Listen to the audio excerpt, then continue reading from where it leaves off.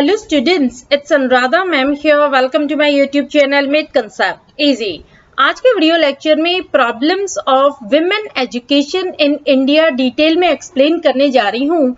ये जो टॉपिक है मोस्ट डिमांडेड है, बहुत सारे स्टूडेंट्स के रिक्वेस्ट आई है मेरे पास कि ma'am problems of women education पर वीडियो बनाएं, तो इसलिए मैं ये लेक्चर अपलोड कर रही हूँ। पूरा वीडियो लेक्चर स्टार्टिंग से एंड तक फुल कंसंट्रेशन के साथ देखना, क्योंकि आज के वीडियो लेक्चर में मैं आपको एक्सप्लेन करूंगी कि women literacy rate in India as compare to man कम क्यों है, क्या रीजन है कि पेरेंट्स का नेगेटिव एटीट्यूड है गर्ल चाइल्ड एजुकेशन के लिए, क्या कारण है कि गर्ल्स के ड्रॉप आउट रेट्स इंक्रीज होते जा रहे हैं।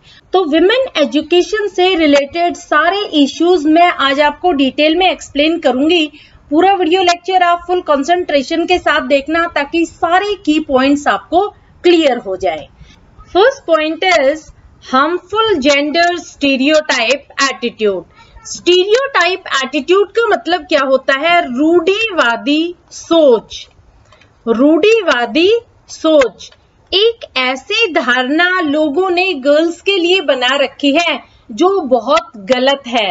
रूढ़िवादी सोच उन्होंने अपने दिमाग में बना रखी है। क्या सोच है उनकी?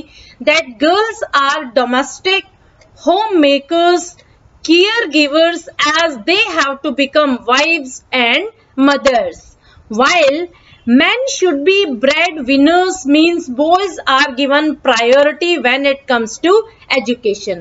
देखो लोगों की गर्ल्स के बारे में क्या सोच है कि जो लड़कियां हैं वो घरेलू होनी चाहिए, क्योंकि ये होम मेकर्स होती हैं, केयर गिवर्स होती हैं। इनका काम क्या होता है कि घर को संभालना ही इनका काम है और फैमिली मेंबर्स की केयर करना ही इनकी रिस्पॉन्सिबिलिटी है। क्योंकि जब ये बड़ी होती है तो ये किसी ना किसी की वाइफ बनती है और बाद में ये मदर्स बनती है। तो इन्हें एजुकेट करने का कोई फायदा नहीं है, क्योंकि इन्हें जाकर घर संभालना है, इन्हें फैमिली की केयर करनी है, ये किसी ना किसी की वाइफ और मदर बनेंगी, इसलिए इनका एजुकेशन पर कोई राइट नहीं है। अगर हम गर्ल को एजुकेट करते हैं तो that is wastage of money. तो इस तरह की रूढ़िवादी सोच लोगों ने मन में बना रखी है, ये बहुत बड़ा बैरियर है, बहुत बड़ा ऑब्स्टेकल है विमेन एजुकेशन के लिए। दूसरी तरफ मैन के लिए उनका क्या स्टीरियोटाइप एटीट्यूड है? वो कहते हैं कि जो मैन होते हैं वो ब्रेड विनर्स होते हैं, यानी जो कमाने वाले हैं वो है मैन। तो हमें फोकस करना चाहिए बॉयज की एजुकेशन पर, हमें प्रायोरिटी देनी चाहिए बॉयज की एजुकेशन पर, क्योंकि उन्हें ही ब्रेड कमानी है, यानी रोजी रोटी उन्हें ही कमानी है। तो इस तरह का जो एटीट्यूड है, जो स्टीरियोटाइप जेंडर एटीट्यूड है, ये गर्ल एजुकेशन के लिए बहुत हार्मफुल है, क्योंकि गर्ल को एजुकेट होने से ये रोकता है। तो लोग बिल्कुल विलिंग नहीं होते हैं गर्ल एजुकेशन के लिए, वो गर्ल को हमेशा डोमेस्टिक पॉइंट ऑफ व्यू से देखते हैं, उन्हें घरेलू बनाने की कोशिश करते हैं, क्योंकि फ्यूचर में उन्हें वाइफ्स और मदर्स के रोल प्ले करने हैं। तो यहाँ पर उनका मेन फोकस है बॉयज की एजुकेशन पर। Clear? Second point is poverty. If families are financially weak and cannot afford the cost of school, they are more likely to send boys than girls। देखो अगर फैमिली की financial condition बहुत ज्यादा poor है, वो financially strong नहीं है और वो स्कूल के कॉस्ट को अफोर्ड नहीं कर सकते हैं, स्कूल के खर्चों को मीट नहीं कर सकते हैं, तो वो क्या करते हैं कि जो बॉयज होते हैं उन्हें तो स्कूल भेजने के लिए विलिंग होते हैं, लेकिन गर्ल्स को वो कभी भी विलिंग नहीं होते हैं स्कूल भेजने के लिए। उनकी एजुकेशन को वो वहीं ब्रेक कर देते हैं। Even in areas where parents do not have to pay school fees, they feel financially burdened with the cost of transportation, text book, uniform, exam fees and security etcetera. देखो उन areas में जहां पर parents को school की fees नहीं देनी पड़ती, वहां पर एजुकेशन फ्री है, फिर भी वो अपने आप को फाइनेंशियली बर्डन फील करते हैं, क्योंकि वो स्कूल की फीस तो नहीं दे रहे हैं, लेकिन उन्हें ट्रांसपोर्टेशन देना पड़ेगा, टेक्स्ट बुक्स खरीदनी पड़ेगी, यूनिफॉर्म परचेज करनी पड़ेगी, एग्जाम फीस देनी पड़ेगी, सिक्योरिटी के लिए पैसा जमा करवाना पड़ेगा। तो ये सारे कॉस्ट वो अफोर्ड नहीं कर सकते हैं, इस वजह से वो गर्ल एजुकेशन को प्रायोरिटी नहीं देते हैं। वो सिर्फ बॉयज पर फोकस करते हैं। जो मेल चाइल्ड होता है उसे तो स्कूल भेजते हैं, लेकिन जो गर्ल चाइल्ड होती है उसे वो स्कूल से ड्रॉप आउट करवा लेते हैं। तो पॉवर्टी भी एक बहुत बड़ा बैरियर कंसिडर किया जाता है विमेन एजुकेशन के लिए। Clear? Next point is gender-based violence. In villages, children have to walk long distances to reach the school. Girls are experiencing physical, mental, and sexual abuse and harassments while traveling to or from school. देखो, gender-based violence में क्या होता है कि जो गांव के areas है वहां पर स्कूल बहुत लंबे लंबे डिस्टेंसेस पर होते हैं, बहुत ज्यादा दूर बच्चों को पैदल जाना पड़ता है स्कूल में पहुंचने के लिए। तो यहाँ पर क्या होता है कि जो गर्ल चाइल्ड होती है उनके साथ फिजिकली, मेंटली और सेक्सुअली टॉर्चर किया जाता है, अब्यूज किया जाता है, उन्हें हैरेस किया जाता है जब वो ट्रेवलिंग करती हैं, यानी जब वो स्कूल से घर जाती हैं या घर से स्कूल जाती हैं, तो रास्ते में उन्हें फिजिकली, मेंटली और सेक्सुअली टॉर्चर किया जाता है। Due to fear of violence, parents prefer not to send their daughters to school. It increases girl dropouts from school. अब देखो, जो पेरेंट्स हैं वो बहुत ज्यादा डरते हैं इस वायलेंस से। वो नहीं चाहते कि उनकी बच्चियों के साथ किसी तरह का कोई फिजिकल, मेंटल या सेक्सुअल टॉर्चर हो। तो वो क्या प्रेफर करते हैं, वो अपनी बेटियों को पढ़ाना ही नहीं चाहते, वो स्कूल से उन्हें निकलवा लेते हैं और इस वजह से स्कूल ड्रॉप आउट के रेट्स इंक्रीज हो रहे हैं गर्ल चाइल्ड के। क्लियर?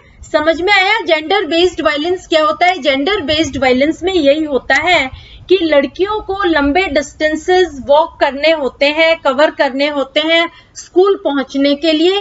रास्ते में उनके साथ टॉर्चर किया जाता है, उन्हें सेक्सुअली और मेंटली अब्यूज किया जाता है।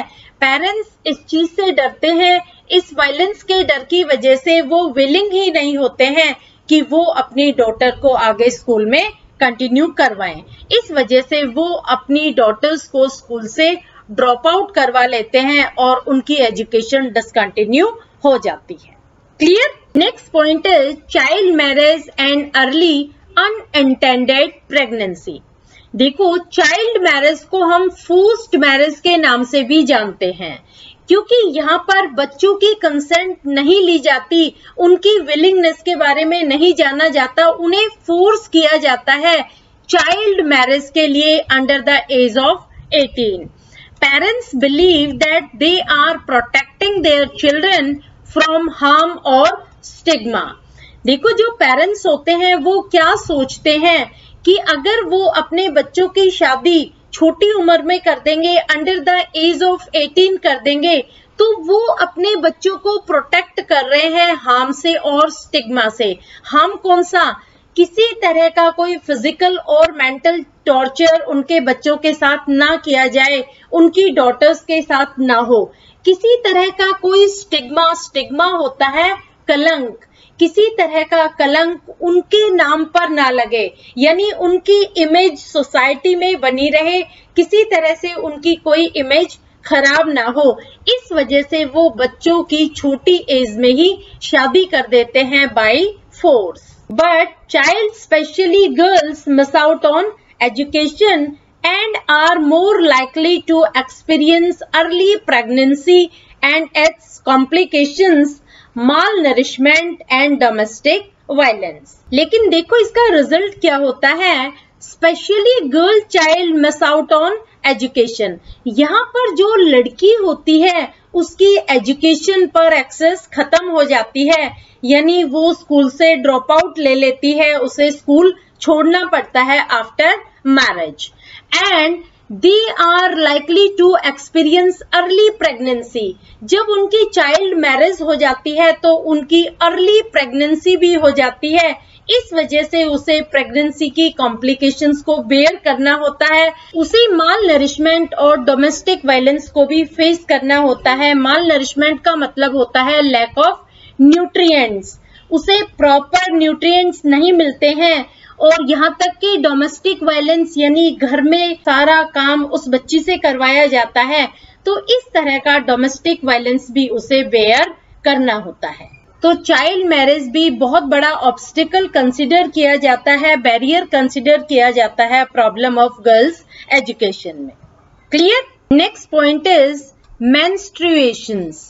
Once a girl reaches adolescent period, she is more likely to miss school due to hygiene related problems.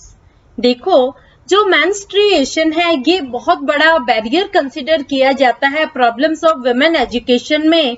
इसका मतलब क्या हुआ कि जब लड़की एडोलसेंट पीरियड में रीच करती है, एडोलसेंट पीरियड का मतलब होता है प्यूबर्टी, यानी जब वो सेक्सुअली मैच्योर होती है तो बहुत ज्यादा चांसेस होते हैं उसके स्कूल मिस करने के, क्योंकि हाइजीन रिलेटेड प्रॉब्लम्स वो फेस करती है स्कूल में। School do not provide sanitary napkin which leads to dropping out of school. देखो, स्कूल में सैनिटरी नैपकिन्स प्रोवाइड नहीं किए जाते हैं, इसका रिजल्ट होता है dropping out of school. There is also lack of separate toilet for boys and girls, which is top barrier to girl education. देखो, स्कूल में सेपरेट टॉयलेट नहीं है बॉय और गर्ल्स के लिए, लड़के और लड़कियों के कॉमन टॉयलेट्स है, इस वजह से भी लड़कियां स्कूल छोड़ देती हैं, उनके पेरेंट्स विलिंग नहीं होते हैं उन्हें स्कूल भेजने में, क्योंकि जब लड़की प्यूबर्टी में रीच कर जाती है तो उन्हें सेपरेट टॉयलेट की रिक्वायरमेंट होती है जो स्कूल में प्रोवाइडेड नहीं होते। तो इस वजह से भी स्कूल ड्रॉप आउट के रेट्स गर्ल एजुकेशन में इंक्रीज होते जा रहे हैं। Next point is problem of co education. Co education means where boys and girls study together in the same school and under same roof. देखो, co education का मतलब क्या होता है? ऐसा एजुकेशन सिस्टम जहां पर लड़के और लड़कियां दोनों एक साथ पढ़ाई करते हैं, एक ही स्कूल में एक ही छत के नीचे, उसे हम कहते हैं को एजुकेशन। लेकिन कुछ parents are not in favour of co education as they feel that presence of opposite gender distracts the attention of students and prevents them from concentrating on studies. देखो, कुछ पेरेंट्स का क्या ओपिनियन है, वो कहते हैं कि को एजुकेशन में अपोजिट जेंडर प्रेजेंट होता है जो अटेंशन को डिस्ट्रैक्ट करता है। अगर लड़का है तो वो लड़के की तरफ अट्रैक्टेड फील करेगा और लड़की लड़के की तरफ अट्रैक्टेड फील करेगी, तो यहाँ पर क्या होगा कि वो बच्चे पढ़ाई पर कंसंट्रेट नहीं कर पाएंगे। इस वजह से पेरेंट्स अपनी लड़कियों को स्कूल से निकाल लेते हैं, क्योंकि वो को एजुकेशनल स्कूल्स होते हैं। वो चाहते हैं कि गर्ल की पढ़ाई सिर्फ गर्ल्स स्कूल में ही हो, वो अपनी डॉटर्स को कोएड एजुकेशन में कंटिन्यू नहीं करवाना चाहते, इसलिए वो स्कूल से ड्रॉप आउट कर लेते हैं। ये बहुत बड़ा बैरियर कंसिडर किया जाता है वुमेन एजुकेशन में। क्लियर? क्योंकि देखो, गांव में हर जगह पर सेपरेट स्कूल्स नहीं होते हैं बॉयज और गर्ल्स के एजुकेशन के लिए, एक ही स्कूल होता है जिसमें लड़के और लड़कियां दोनों पढ़ाई करते हैं। लेकिन जब पेरेंट्स कंजर्वेटिव एटीट्यूड के होते हैं तो वो अपनी गर्ल्स को स्कूल से निकाल लेते हैं, क्योंकि वो कोएड एजुकेशन प्रेफर नहीं करते। Clear? Next point is scarcity of female teachers in school. Some conservative parents will not allow their daughters to be taught by a male teacher because women teachers act as advocate for girls and impact positively on girl retention. Lack of female teacher increases girls dropping out of school. देखो, कुछ parents conservative attitude के होते हैं, बहुत ज्यादा narrow minded होते हैं, वो अलाउ नहीं करते हैं अपनी डॉटर्स को कि वो मेल टीचर से पढ़ाई करे। वो चाहते ही नहीं है कि उनकी बेटी को पढ़ाने वाला टीचर एक मेल हो, क्योंकि उनका मानना है कि जो वुमेन टीचर्स होती हैं वो एडवोकेट की तरह से लड़कियों को गाइड करती है। इस वजह से रिटेंशन बढ़ता है लड़कियों का स्कूल में। अगर स्कूल में फीमेल टीचर्स की कमी है तो स्कूल में ड्रॉपिंग आउट भी इंक्रीज होगा गर्ल्स का। तो ये एक बहुत बड़ी ऑब्स्टिकल कंसिडर की जाती है विमेन एजुकेशन में, scarcity of female teachers in school. Clear? And last point is gender discrimination.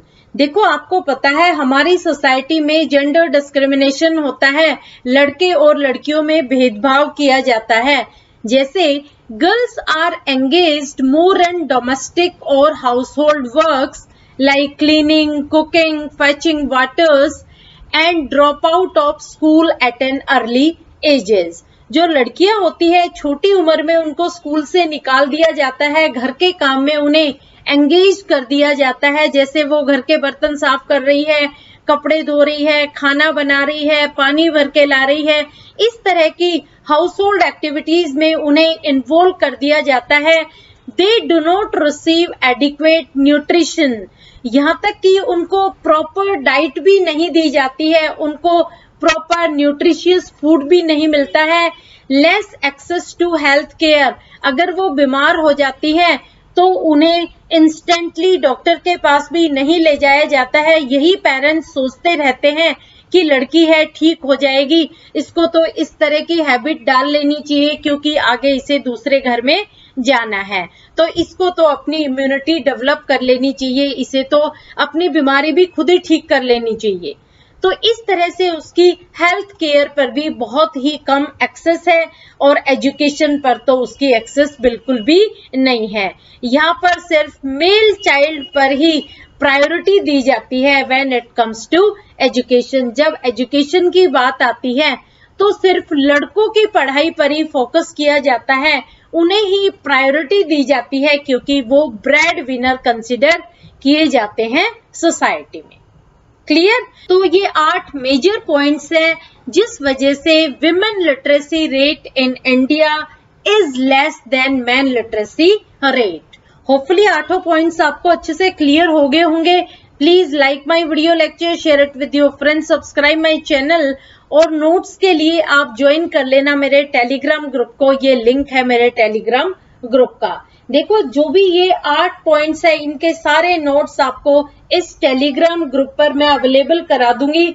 आप अपने दोस्तों को भी जरूर लिंक शेयर कर देना। Thank you so much.